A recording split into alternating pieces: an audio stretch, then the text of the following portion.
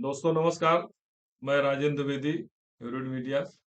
मित्रों, मैं अभी दक्षिण भारत राज्य तेलंगाना से वापस आया हूं और तेलंगाना का भ्रमण किया।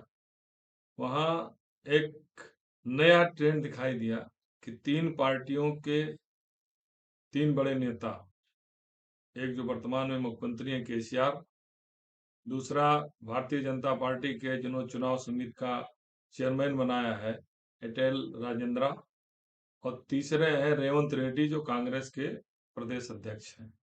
इनमें इंटरेस्टिंग है कि दो तो भावी मुख्यमंत्री के रूप में प्रोजेक्ट किए गए हैं और तीसरा ऑलरेडी मुख्यमंत्री 10 साल से हैं।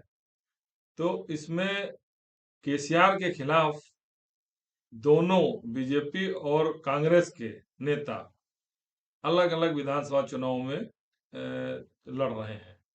और ये तीनों, केसीआर भी, रेवंत रेड्डी भी, एटेल राजेंद्रा भी, दो अलग अलग विधानसभा क्षेत्रों से चुनाव लड़ रहे हैं। क्योंकि इन दोनों को ये भी पता है कि मुख्यमंत्री तो बाद में बनेंगे, पहले विधायक बने, और केसीआर को हराना इतना आसान नहीं है।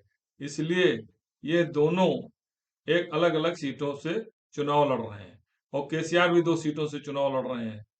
चुनाव बहुत इंटरेस्टिंग है और जिस तरह से स्थिति बन रही है, माहौल बन रहा है तेलंगाना में, तो अब हवा किसी की नहीं है। लेकिन जो लाभार्थी हैं, एक बहुत बड़ा लाभार्थियों का वर्ग केसीआर के समर्थन में खड़ा हुआ है।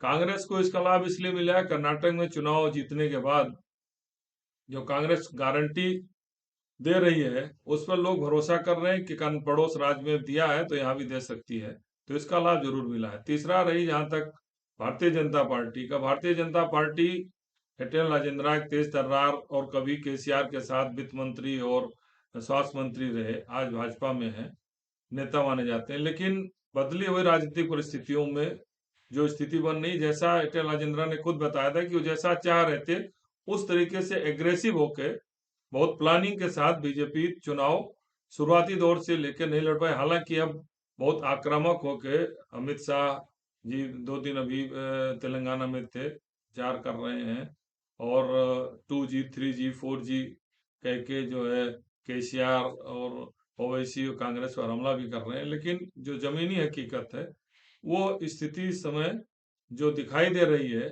वो केसीआर वर्सेस कांग्रेस।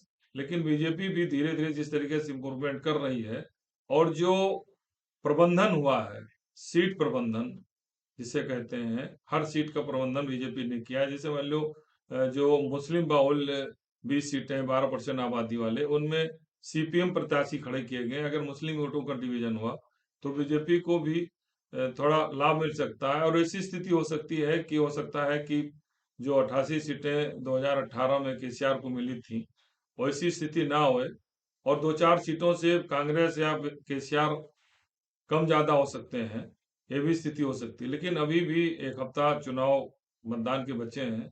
एक बहुत इंटरेस्टिंग है, और तीनों नेता, दो भावी और एक वर्तमान, आमने सामने लड़ रहे हैं। जनता तय करेगी कि रिजल्ट क्या होगा। धन्यवाद।